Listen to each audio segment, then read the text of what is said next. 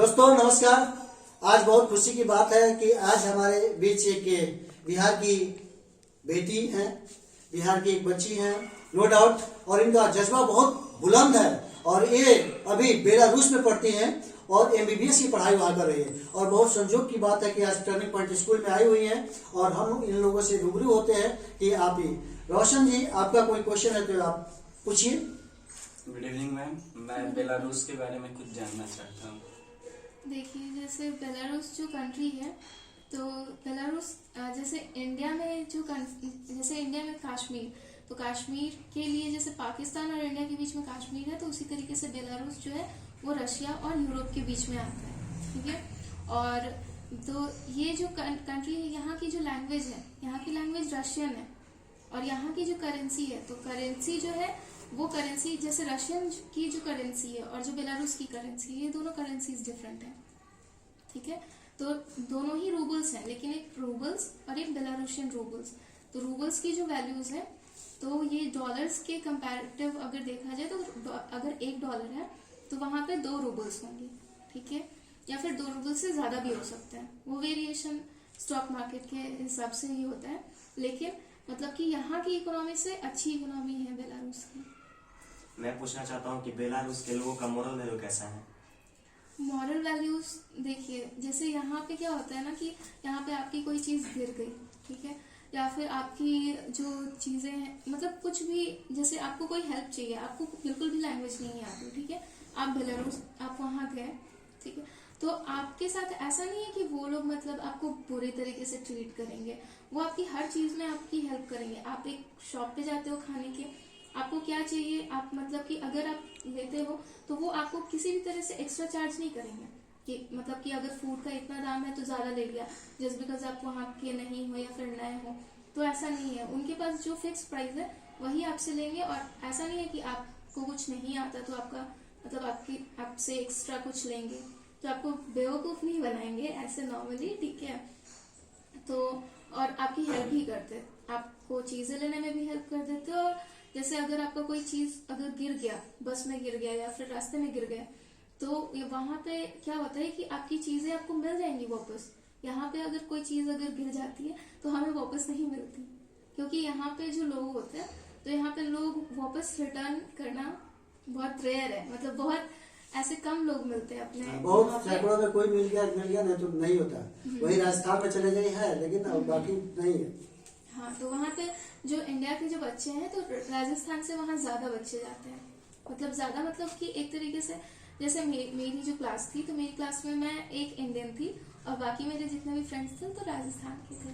तो काफी राजस्थान के जो बच्चे हैं, तो वो मतलब कि बहुत कोऑपरेटिव है। उन लोगों के अंदर एक यूनिटी है जो हमारे बिहार में बहुत कम देखी जाती है। मैम, बेलारूस का सिक्योरिटी व्यवस्था कैसा है? वहाँ की सिक्योरिटी यहाँ अब यहाँ से क्या बोलूँ, मतलब ऑब्वियसली वो अभी वो भी डेवलपिंग ही है, डेवलप हो रही है।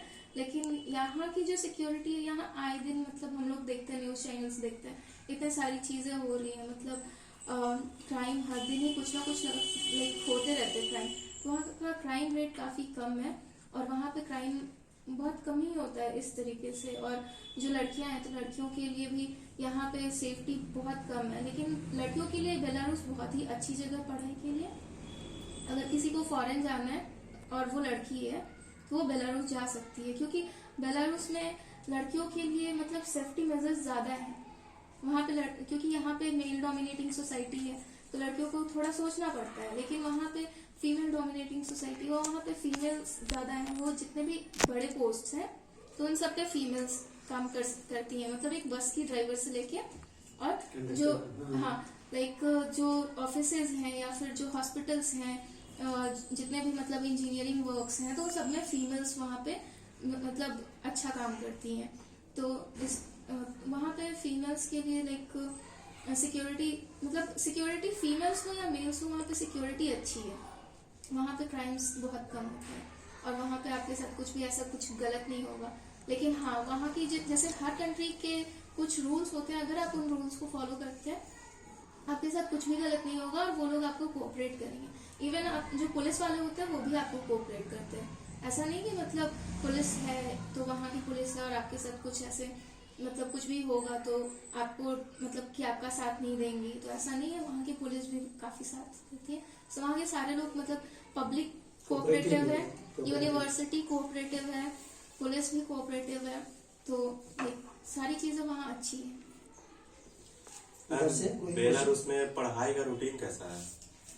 पढ़ाई तो लाइक अगर आप मान लीजिए कि मॉर्निंग में उठते हो तो आपको मॉर्निंग से इवनिंग तक मतलब आपको अलग अलग डिपार्टमेंट्स में जानना पड़ता है। जैसे मान लीजिए कि अगर एक डिपार्टमेंट सुबह तो आप उठोगे, आप उठ के फिर सबसे पहले आपको लेक्चर अटेंड करना होता है। लेक्चर अटेंड करने के बाद फिर आपको लाइक 1.5 से 2 घंटे का लेक्चर होता है। उसके बाद फिर आपको जो क्लासेस होती हैं तो मॉर्निंग टू इवनिंग 3 क्लासेस होती है। फर्स्ट आपका लेक्चर होता है, फिर आपको ब्रेक मिलता है। तो ब्रेक मिलता है तो उसमें आपको लाइक आपको कहीं जो दूसरी क्लास अटेंड करनी होती है तो आपको वहां जाना होता है, ठीक है। जैसे यहाँ पे क्या है कि यहाँ पे अगर आपको एक PMCH मिल गया हॉस्पिटल या फिर एम्स मिल गया तो आप उसी के अंदर ही रहोगे और सारे छोटे छोटे से डिपार्टमेंट्स वही हैं। लेकिन यहाँ बेलारूस में क्या है कि डिपार्टमेंट्स जो हैं वो अलग अलग हैं और अच्छे हैं। तो मान लीजिए कि आपको एक डिपार्टमेंट की पढ़ाई यहाँ हो गई, दूसरा सब्जेक्ट आपका है तो आपको दूसरे डिपार्टमेंट जाके आपको वहां पे भी देखना है। तो इस तरीके से आपका क्या होता है कि आपका जो फ्यूचर आपकी जो ट्रेनिंग है, जैसे मान लीजिए कि आपको एक हॉस्पिटल में जाना हुआ, आपको दूसरे हॉस्पिटल में जाना हुआ, आपको तीसरे हॉस्पिटल में जाना हुआ, पेशेंट्स के अकॉर्डिंग आपको चेंज करना होता है। तो वहां पे तो यहाँ पे जो ट्रेनिंग होती है, यहाँ की ट्रेनिंग अच्छी होती है कि मतलब एक तरीके से आप एक्टिव रहते हो, पूरे दिन आपको एक्टिव रहना होता है। आपको इस डिपार्टमेंट का जो है वो भी आपको स्टडी करनी है, आपको दूसरे डिपार्टमेंट जाके प्रैक्टिस और स्टडी दोनों करनी है। जो लेक्चर्स होते हैं, जो मतलब जो टीचर्स होते हैं, तो टीचर्स भी इंग्लिश में पढ़ाते हैं। पहले ऐसा था कि मतलब लोग पूछते थे मेरे से, काफी सारे लोगों ने ये पूछा कि जैसे वहाँ पे रशियन में पढ़ाई होती है या इंग्लिश में पढ़ाई होती है, ये मतलब मोस्टली लोगों का कंफ्यूजन होता है। तो वहाँ हाँ, तो लैंग्वेज जो होती है, तो जो पढ़ाई होती है वो इंग्लिश में होती है। आपको जितने लेक्चर्स मिलेंगे वो इंग्लिश में मिलेंगे, आपको जो टीचर्स मिलेंगे वो भी इंग्लिश में पढ़ाएंगे। आपको भी इंग्लिश आनी चाहिए फर्स्ट ऑफ ऑल, ठीक है। तो अगर आप बाहर जाने का चाहते हो तो आपको सब फर्स्ट ऑफ ऑल आपको इंग्लिश आनी चाहिए। मेरे साथ थोड़ी सी प्रॉब्लम हुई थी, इन सारी चीज़ों को मुझे सीखना पड़ा। देन क्योंकि आप जिस कंट्री में जा रहे हो तो आपको उस कंट्री की लैंग्वेज भी आनी चाहिए। अगर थोड़ी बहुत भी मतलब अगर आपको पहले से आती हो, आप सीख लेते हो, तो आपको वहाँ पे मतलब दूसरों से इंटरेक्शन करने इजी होता है। तो ये मतलब बेसिक रिक्वायरमेंट्स है। अच्छा, वहाँ मैडम आप रहती कहाँ, हॉस्टल में रहती है कि बाहर रहती है? वहाँ के हॉस्टल्स भी अच्छे हैं। जैसे बाहर मैं फ्लैट में भी रही और मैं हॉस्टल में भी रही हूँ। दोनों में अच्छा कौन लगा, हॉस्टल की फ्लैट? मुझको हॉस्टल ज्यादा बेटर लगा। क्यों, खाना मिलता था कि आप अपने से बनाते? नहीं, खाना तो लाइक जैसे मेंस बेलारूस में एक मेंस जगह है जहाँ पे इंडियन रेस्टोरेंट्स ज्यादा है, लेकिन जहाँ पे मैं रहती थी वो गोमेल सिटी थी। तो गोमेल में मतलब रेस्टोरेंट्स, इंडियन रेस्टोरेंट्स कम थे जब मैं थी वहाँ पे।